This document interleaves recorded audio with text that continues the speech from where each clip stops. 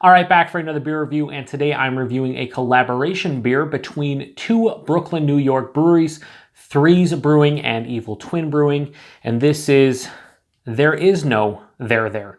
This is a triple IPA that they are brewing with lactose sugar, pink guava, and passionfruit. Comes in at 11% alcohol by volume. No IBUs listed in the time of review. This can is approximately 6 weeks old, give or take a few days. So Threes, I've had a couple beers from them and I've enjoyed what they've done so far. True story, I actually reviewed one of their beers and the audio was all messed up, so I had to scrap it. And it was a pretty delicious beer, so it was kind of disappointing.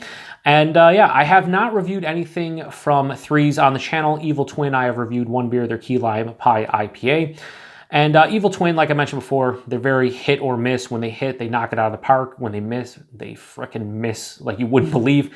And the Evil Twin price point, I talked to Brad Allison about this before, but their price point, like, it seems like all of their canned beers are like $5+, and I don't know if it's worth it, but you know, they make some interesting beers. They're always intriguing, so I usually pick them up. Anyway, cool collaboration. Triple IPA, lactose sugar, pink guava, passion fruit. Yes, let's try it. Why not? Let's give it a go. So the last triple IPA that I reviewed was double dry hop, all green everything from Other Half, and that was a 5 out of 5 beer. So I don't think this is going to be in that realm, but you never know. Oh, look at that. It's not hazy. Oh my. Whatever will we do without the haze? We're all right. We're all right. A little bit of Dirty Glass Mafia. No big deal. It happens. But we're fine. So anyway, this pours out this really nice... Oh, there's a ton of sediment in there. Holy shit. So this pours out this nice... I want to say just straight up orange color, like a bright orange color. I wouldn't say vibrant, it's bright. About a half to quarter or 3/4 finger of a bright white head, dissipating very quickly, probably from the guava and the passion fruit in here. Usually, you know, fruits and oils from different fruits, and well, like coconut, will a lot of time just the head just dissipates. It's really ridiculous. But yeah, there's a ton of sediment. I don't know if you can see that in here. For me, yeah, just a ton of sediment. Anyway, looks all right. Let's get a nose.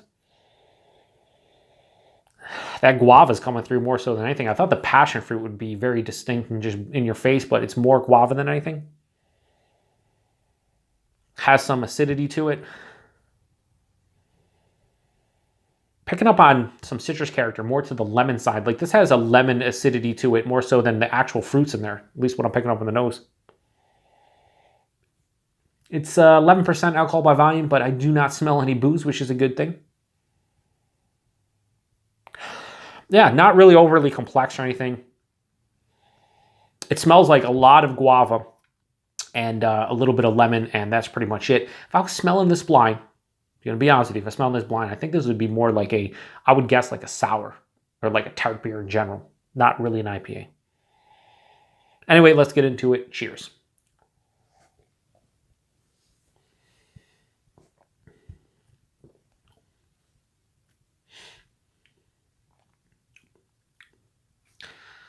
Kind of weird.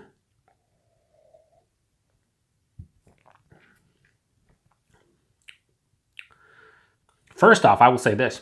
Props to them on covering up that ABV. 11%. I could not tell you this is anything over 8%. Really nothing on the palate. Not even a warming into the chest. Some fucking voodoo is what's going on here.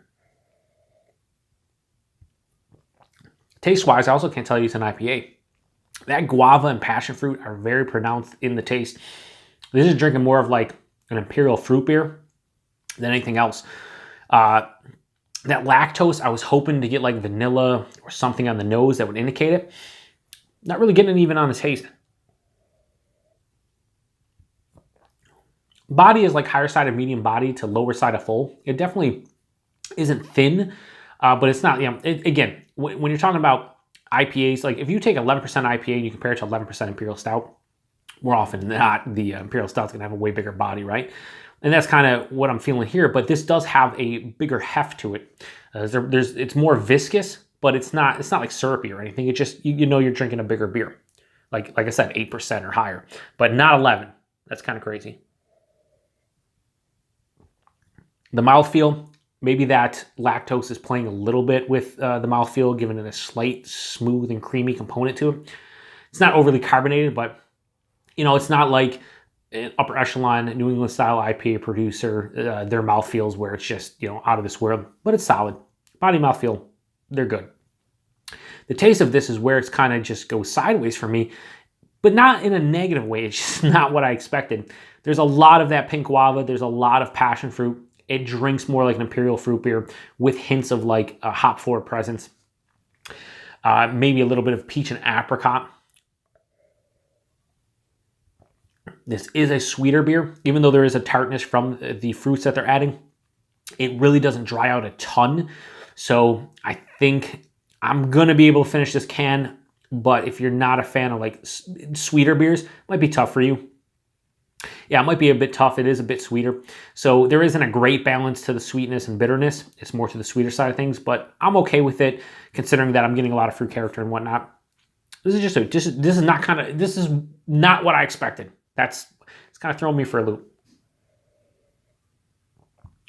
That said, it's pretty tasty. I can't sit here and deny it. I will say this. I'm going to give what is it? There is no there. I know that's like I think it's an old book or something, and it's come back with politics, the saying and everything. I don't really care. But I'm going to give that a solid 4 out of 5. Reason why it's not getting higher is because this isn't a triple IPA. This is like an imperial fruit beer to me.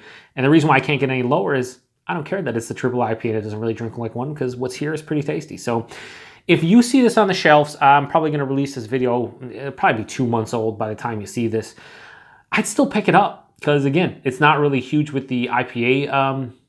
You know, there's not an IPA presence there. The actual stylistically, you know, forget about it. But as far as like a fruit beer is concerned, it's pretty tasty and I enjoy it. So 4 out of 5 for There Is No There from Threes Brewing and Evil Twin Brewing. Pretty solid beer overall. I'm enjoying it. It's just not an IPA, at least not in my opinion. Till the next one. Cheers.